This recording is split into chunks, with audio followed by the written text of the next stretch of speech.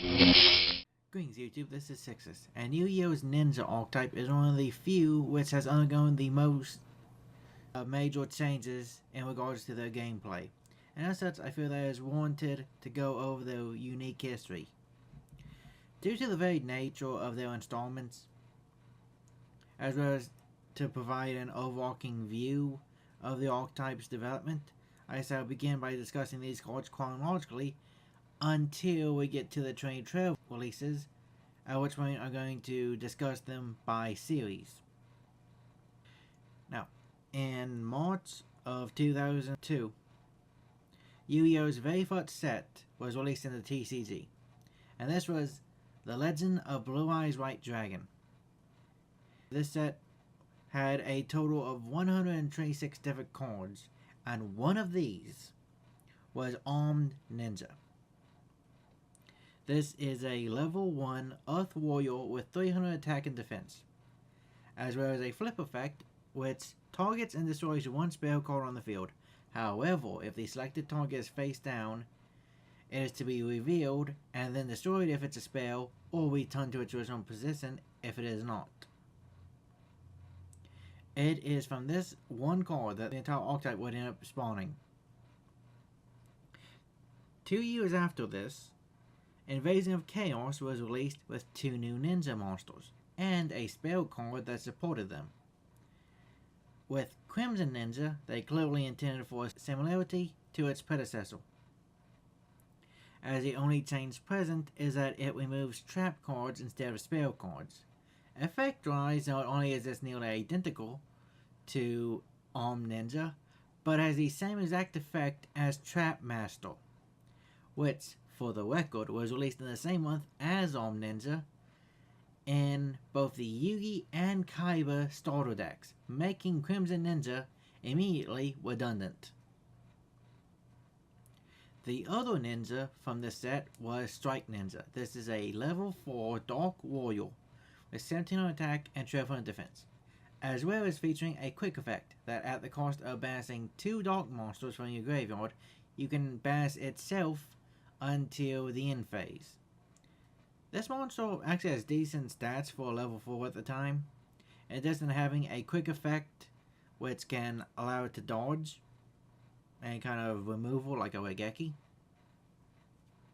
Granted, the effect's cost would require you to run a large amount of dark monsters, and ninjas would have to wait 8 more years before they got a dark monster other than Strike Ninja, and therefore this card didn't really benefit the archetype at all. And this card appeared in the artwork of Fuma Shuriken, which is the archetype's equip spell, which was released in the same set. The effect of this equip spell is as follows. Equip only to a ninja monster. It gains 700 attack. When this card is sent from the field to the graveyard, inflict 700 damage to your opponent. This card's artwork alone should clarify that its intended target is Strike Ninja, as when equipped, Strike Ninja will have its attack increased to 2400. And if it uses its effect, not only will it return to your field during the end phase, but it also inflicts 700 damage to your opponent as a sort of parting gift. In June of 2004, Ancient Sanctuary bought 2 more ninja cards. 1 monster and 1 trap card. The monster is Lady Ninja Yae, a level 3 Wind Warrior with 1100 attack and 200 defense.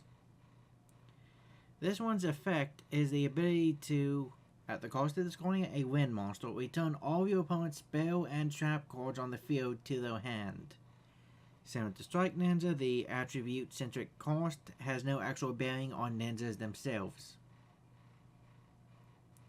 The trap card which Yae makes an appearance in, however, does impact ninjas greatly.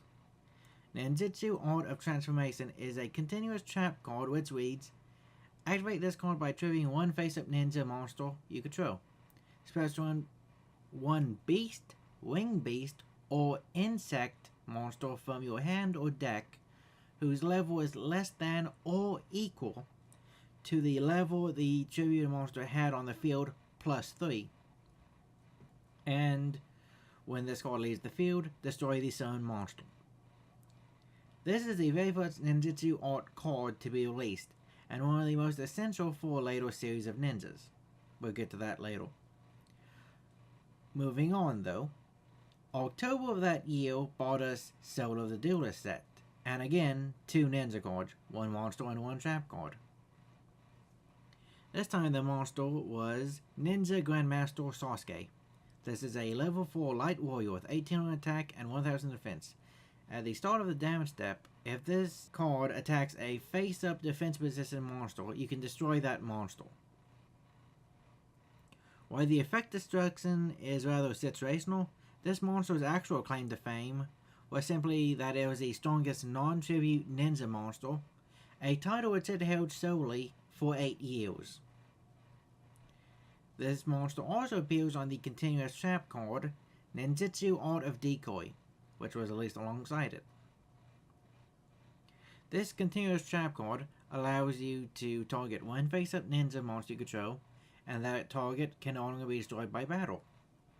Which was okay, though admittedly outdated for protection. Which, interestingly enough, Ninja Grandmaster Sasuke's effect could get around. June the following year brought the Lost Millennium and another remnant of Armed Ninja. This time it was White Ninja, a level 4 light warrior with 1500 attack and 800 defense. This one again features a flip effect. But this time the flip effect destruction is monster destruction, but the targeted monster has to be in defense position. And yes, this is just Man-Eater Bug with better stats, but a worse effect. Given that Man-Eater Bug, if you will, is regardless of position. This one is very much dependent on position. And in this case, if you're curious, Man-Eater Bug was released 3 years prior in the same set as Armed Ninja, and it was printed again in Starter Deck Yugi alongside the Trap Master. Hey, I guess this keeps up the theme of being too late to meddle. I'll briefly cover Go-Go the Gallant Ninja as it will come up again later. It was released in May 2007's Force of the Breaker set, and it's a level 4 Wind Warrior monster with 1500 attack and 1000 defense. The effect is that when it deals battle damage to your opponent's life points, they discard 2 random cards from their hand, but that only works if they have a minimum of 5 cards in their hand. This effect is not only situational, but it lacks the attack power necessary to pull it off consistently. 2011's Photon Sarkrave introduced the Archetype's first high-level monster, this being Senior Silver Ninja, a level 6 Earth Warrior with 2300 attack and 2200 defense, in addition to the following effect. When this card is flipped face up, you can special summon any number of ninja monsters except itself from your hand and or graveyard in face down defense position. There can only be 1 face-up Senior Silver Ninja on the field at any given time. The ability for this card to swarm the field with as many ninjas as possible is a benefit for the archetype. However, the problem is that it's a tribute monster that you encourage to set. And while its stats could allow it to survive a battle, the problem is your opponent will know that you set a monster by tributing a monster. Therefore, they will know that it's probably going to have good stats. Therefore, they're probably going to remove it via effect removal. And even if the effect does go off, all the monsters summoned will be in face down defense position, meaning the intended targets are for Crimson, Armed, and White Ninjas, all of which have very situational effects in their own rights. This has now covered all of the ninjas released from the beginning of the game to late November of 2011. 2012, however, brought renewed life to the ninjas, as more were introduced in the first month than there had been in the previous 9 years of the game. And with this influx of ninjas came a new variety to the strategies, no longer revolving around being flipped face up. One of these sub-archetypes was armor ninjas. For some background on this area in time, it's the Xyz era. The anime Zexal was now airing. It was Master 2, and therefore with Xyz going around, ninjas decided to get on the action too. Their reinvention was Kaze's Armor Ninjas. Starting off with Earth Armor Ninja. This is a level 5 Earth Warrior with 600 attack and 1200 defense. If your opponent controls a monster while you do not, you can special summon this from your hand. Yes, it's a Cyber Dragon.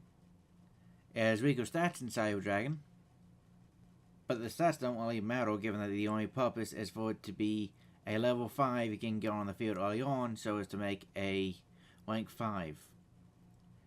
Moving on, we have Flame Armor Ninja. This is a level 4 Fire Warrior with 1700 attack and 1000 defense that, when summoned, can increase the level of one ninja you control by 1. In contrast, we have Air Armor Ninja, a level 4 Wind Warrior with 1400 attack and defense, which, when summoned, lowers the level of a ninja by 1. With these levels and effects, one can conclude that Earth Armor plus Flame Armor has the potential to bring out a rank 5 very early on, whereas Earth Armor plus Air Armor can bring out a rank 4. Clearly, they would require some Xyz monsters to justify this lineup. Bringing us to number 12, Crimson Shadow Armor Ninja. This is a Earth Warrior, rank 5 with 2400 attack and 1700 defense. Once per turn, during either player's turn, so yes, that's a quick effect. You can detach one Xyz material from this card to protect all face-up ninja monsters you control from battle and effect destruction.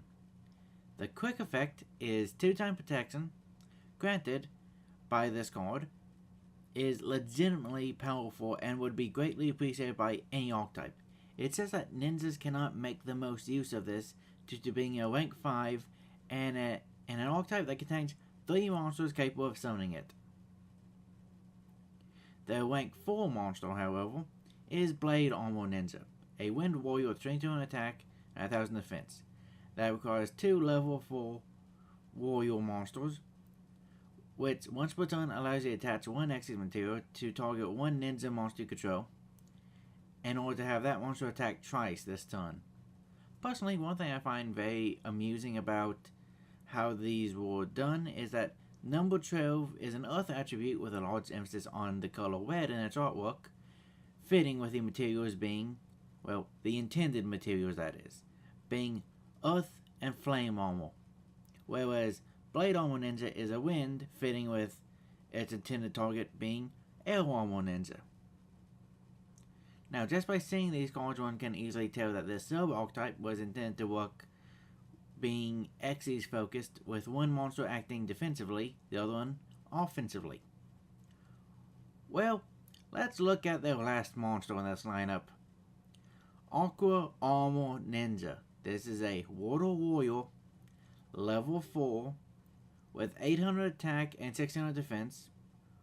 That says, when a monster your opponent controls declares a direct attack and you have both this and another ninja in your graveyard, you can pass this monster to negate the attack.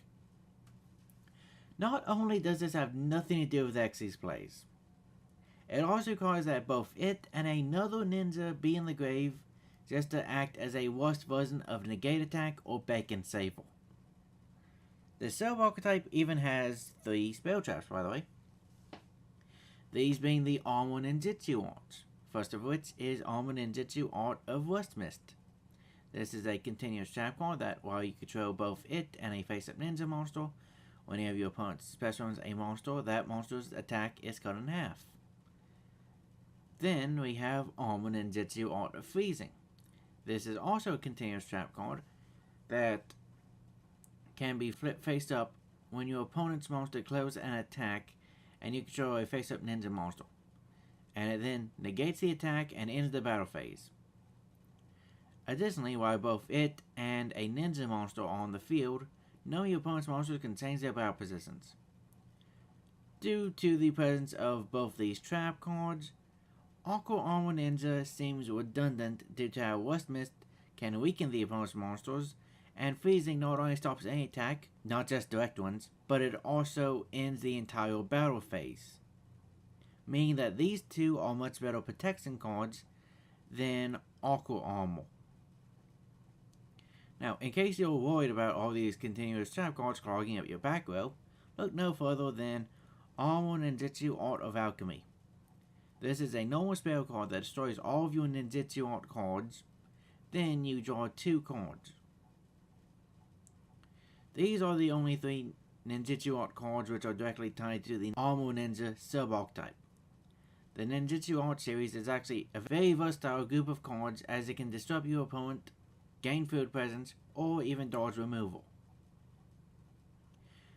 Continuing with this, we have Ninjitsu Art of Super-Transformation.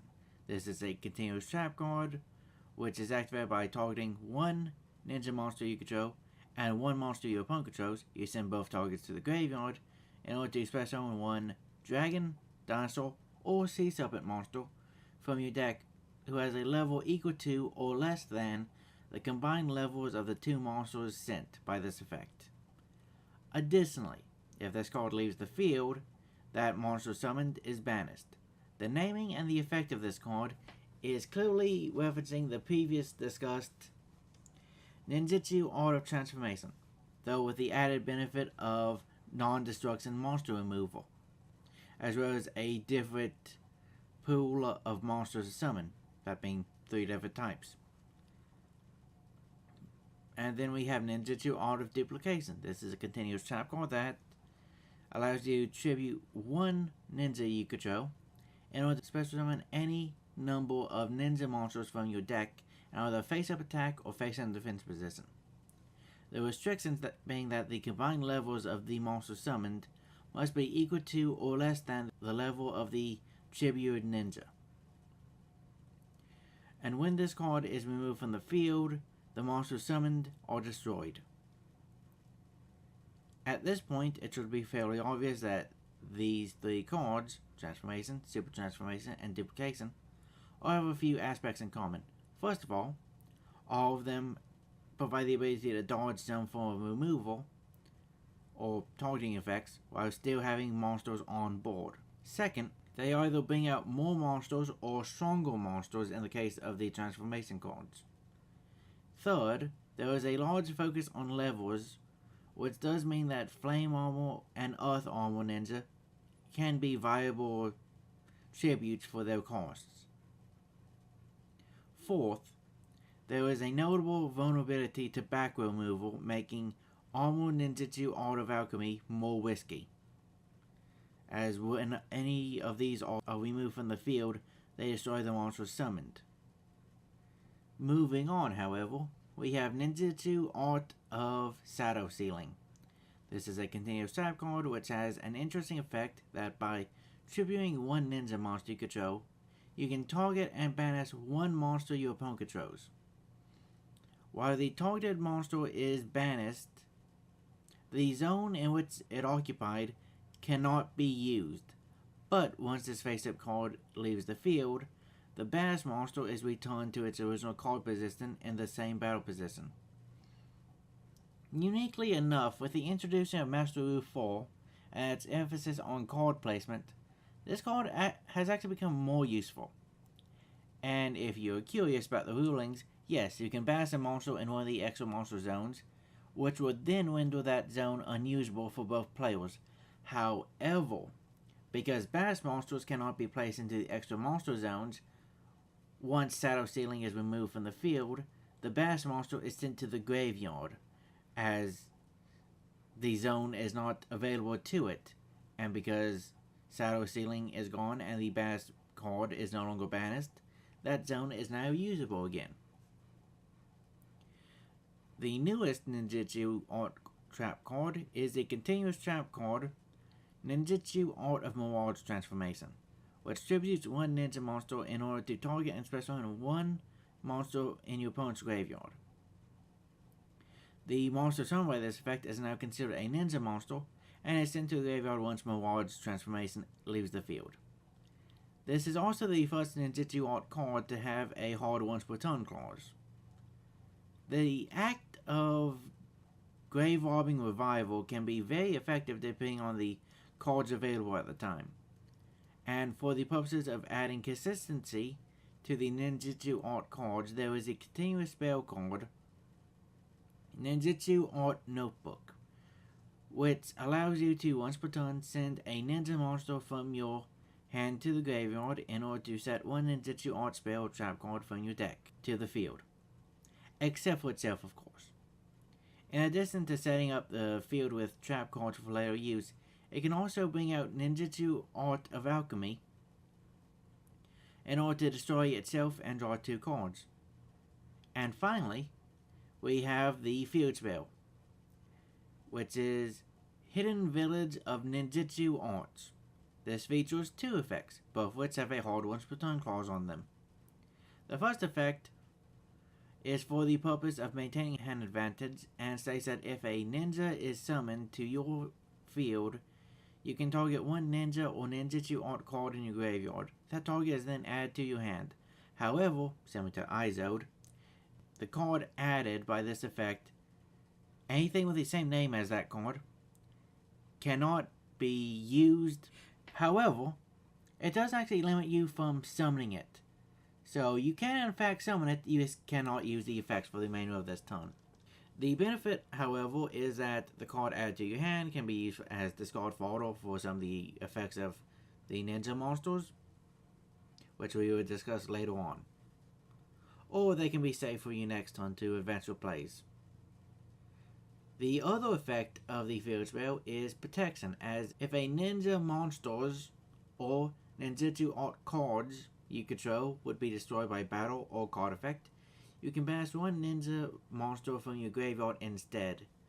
This protection is greatly appreciated by the Archetype, as in addition to being searchable by both Terraforming or Ninjitsu Art Notebook, you will already have a ninja in the graveyard due to its discard effect, which can be either recovered or banished for protection. Although, once again, Alchemy would destroy this card due to it being a Ninjitsu Art card, so keep that in mind.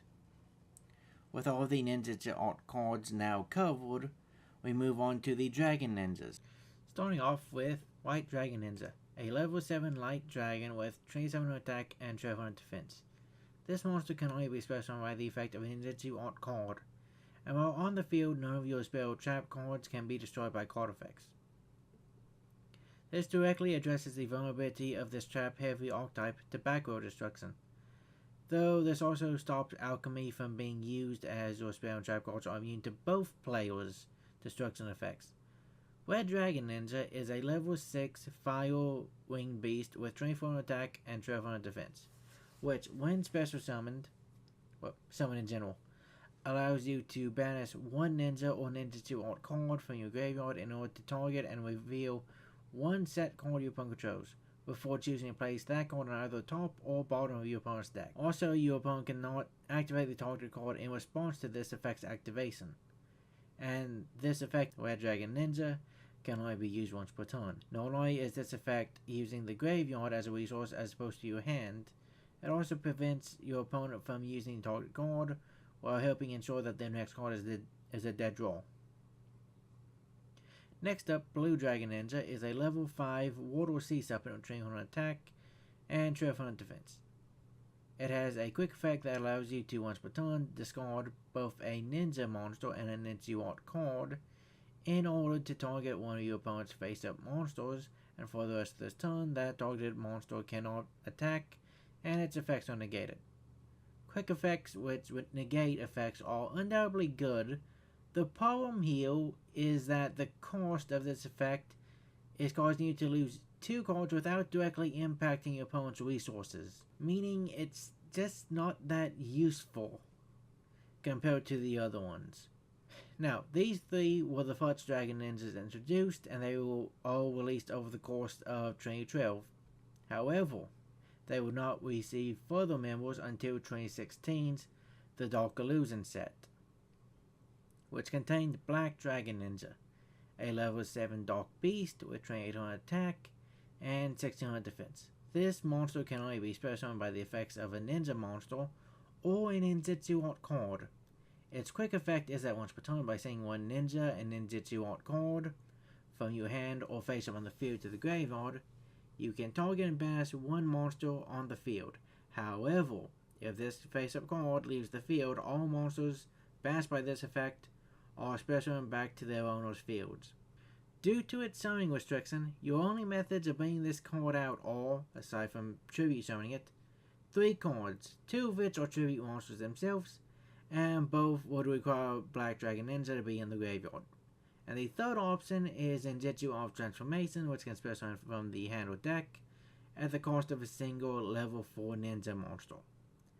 The problem with this method is that not only will you lose your monster to back row removal, but your opponent will also regain all the monsters you banished using its effect. Monsters which cost you 2 cards to banish, I might add. So in other words, after 4 years, the best they could come up with was a 2800 attack beat stick that can temporarily remove monsters at the cost of 2 cards. Now, fortunately, the newest dragon to be added to this roster appears to be on the right track. Yellow Dragon Ninja is a level 8 Wind Dinosaur which has 3000 attack and 1500 defense. It also has the same summoning restrictions as its predecessor. Its quick effect also requires the same cost, that being 1 ninja and 1 Ninjitsu Art card. However, this time in order to target and destroy up to 2 spell and trap cards on the field. Now, at first glance, the typing of these 5 monsters may seem odd, but this is in order to retroactively synergize with Ninjitsu Art of Transformation and Ninjitsu Art of Super-Transformation, as the former can summon red and black dragon ninjas, and the latter can summon white, blue, and yellow dragon ninjas. Due to transformation being capable of summoning insect monsters and earth being the only attribute not used at the time, this will most likely be the type and attribute of any future addition to dragon ninjas as a clan. Other than the 2 transformation ninjitsu arts, the Hidden Village is also intended to be more direct support, as its ability to return ninja and ninjitsu art cards to the hand can mitigate the cost of activating their abilities. Now, having covered the dragon ninjas, let us revisit the ninjas which would become them, which due to their color-coded naming scheme I shall refer to as the Ninja Angels. These being White Ninja, Crimson Ninja, Arm Ninja, Strike Ninja, Yellow Ninja, as well as Upstart Golden Ninja and Senior Silver Ninja. Now, in case you're confused by the lack of colors in some names, allow me to explain their inclusion. Crimson, Armed, Strike, Upstart Golden, and Senior Silver were given the following names in Japan, this being Red, Blue, Swift Black, Gold, and Silver respectively. Which really makes me wonder how they translated Blue Ninja into Armed Ninja. But I digress.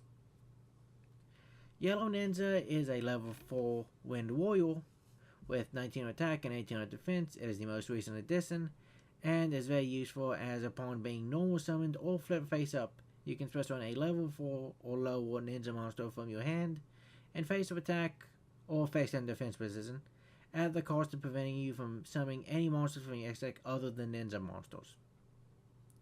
And then there is Upstart Golden Ninja, which is a level 4 Light Warrior with 500 attack and 800 defense, which has the effect to once per turn send 1 trap card from your hand to the graveyard in order to special on 1 level 4 lower ninja monster from your deck in either face up attack or face in defense position.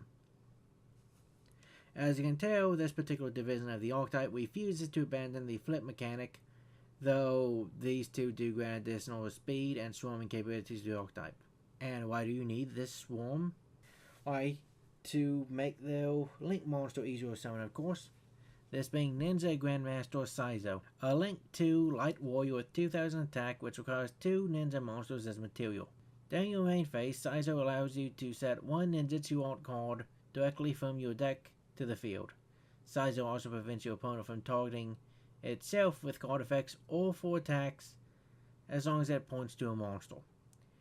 It's also integral for the most defensive play ninjas can make. By having it, the hidden village, and the White Dragon Ninja on the field, Saizo is untargetable.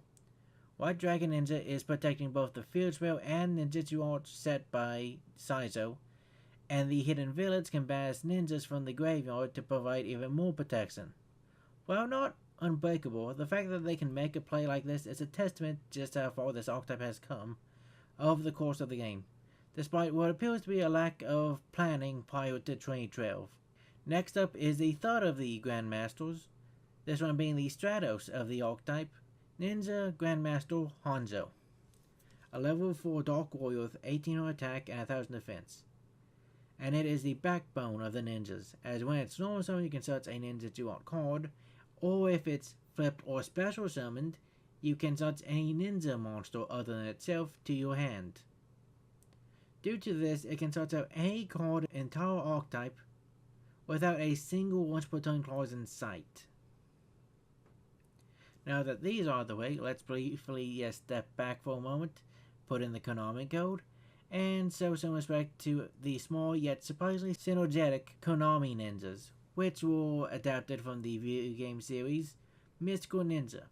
This series stars Goemon, a ninja inspired by the Japanese legend Ishikawa Goemon, who is an outlaw hero in the same vein as England's Robin Hood, as he was known for stealing gold from the wits and giving it to the poor. The concept was surprisingly well implemented in Go-Go the Gallant Ninja. Told you we'd go back to him, as it will only take cards from the opponent if they all have 5 or more, i.e. wealthy. However, despite how they could have just left this to a single card reference to their game, they gave it directly name support. The masked ninja Ibisu, known as Ibisu Maru in the game, is a level 4 Wind Warrior with 2400 attack and 1800 defense, which states that if you control another ninja monster with a different name, you can return spell and trap cards your opponent controls to the hand equal to the number of ninjas you control. Then every copy of Go-Go the Gallant Ninja you control can attack directly. Both of these effects work in tandem, as it adds cards to your opponent's hand, setting up for Go-Go's discard effect, and then provides Go-Go the ability to strike. Because both these are wind monsters, Lady Ninja Ye, who was also adapted from the game, can discard either of them in order to return even more cards to your opponent's hand. This unique method of back row removal is also rather useful, as it neither targets nor destroys the cards, while also utilizing direct attacking to get around monsters. Strangely enough, Ninja Grandmaster Sasuke, who along with Sasuke Samurai are adapted from Sasuke the Robotic Ninja from the Mystical Ninja series, is light instead of wind. Its samurai counterpart, however, is wind and features a similar effect. Now, while I do admire how they chose to put some effort into this video game reference, I will concede that it requires far more setup and a reliance on the opponent to be in any way practical or consistent. Moving on, we reach the final 5 cards, which belong to the Twilight Ninja sub-archetype, used by both Sun Shadow and Moon Shadow in the Yugioh Arc 5 anime. The first of which is Twilight Ninja Sengetsu, a level 4 Dark Warrior with 15 attack and 100 defense. While facing on the field, this is the only ninja which your opponent can target for either attacks or with card effects.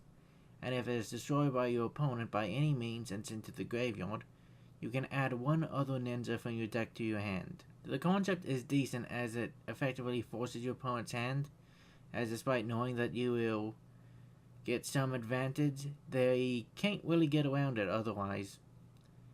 Next is Twilight Ninja Nichiren the Chunin, a level 6 Dark Warrior with 2300 attack and 1000 defense, which can, once per turn, as a quick effect, discard one ninja monster in order to activate one or two effects. It can either protect all ninja monsters and ninjitsu art cards from battle and card effects for the rest of this turn, making a straight upgrade to Crimson Shadow Armor Ninja, which could only protect ninja monsters. Or tune in second effect, which states that you can increase the attack of one monster you control by 1,000. While being a tribute monster may make wanting it seem like a risk, the quick effect protection it provides cannot be overlooked, especially because of how Hidden Village can recover the lost card or allow the discarded ninja to be used as protection later on. The boss of this ninja clan is Tri Ninja Getsuga, the Shogun, a level 8 Dark Warrior with 2,000 attack and 3,000 defense, which you can tribute summon for the cost of a single ninja. Once per turn, if Tri Ninja Getsuga, the Shogun, is in attack position, you can switch to defense position in order to target and special summon two ninja monsters other than itself in the graveyard, meaning that this monster is capable of resurrecting not only the tribute used for the summon, but also any that may have been sent as link material, discard cost, or by simply being destroyed, including both Black Dragon Ninja and Yellow Dragon Ninja. Due to it being part of Arc 5, they end up gaining two pendulum monsters, one of which is a scale 10, Tri Ninja Kagen, a level 1 Dark Warrior with 0 attack and 2,000 defense. Its monster effect can tribute itself in order to have one monster you control gain 800 attack until the end phase, while its pendulum effect states that you can only pendulum summon ninja monsters, and once per turn, when one of your ninjas declares an attack, you can have that monster gain 1,000 attack until the end of the damage step, even if this card leaves the field. Due to the high scale and the stronger boost for no cost from the pendulum effect, the monster effect is entirely pointless. And the scale 1 Twilight Ninja, Jogan, is a level 7 Dark Warrior with 2,000 attack and 1,000 defense, with the monster effect that you can reveal one Ninjitsu art card in your hand in order to special summon this, and also deals piercing damage. Its pendulum effect is that all your ninjas deal piercing damage. While the piercing damage can be good, especially with the higher attack ninjas, the biggest benefits are that not only is it easy to summon, that effect is not once per turn, meaning that it's rarely ever dead, by the way, but it's also a very low scale, meaning it's very easy to pendulum summon if you can search above them, which due to Hanzo is also very easy. Though the biggest problem with the pendulum cards is that not only can't you summon out the higher level dragon ninjas due to their summoning restrictions, every form of protection ninjas have protects only ninja monsters and not ninja cards, and as such, White Dragon Ninja's blanket spell trap protection is the only one that actually benefits them. Having covered all of the waves of support which the archetype has received since its inception, I hope that you have gained some respect for this archetype's journey as it has evolved from pack filler cards to an actual playable archetype with its own boss monsters, extra lineup, and protection with other archetypes can only dream of having. And so, to end off this video, here's the deck that I have been using.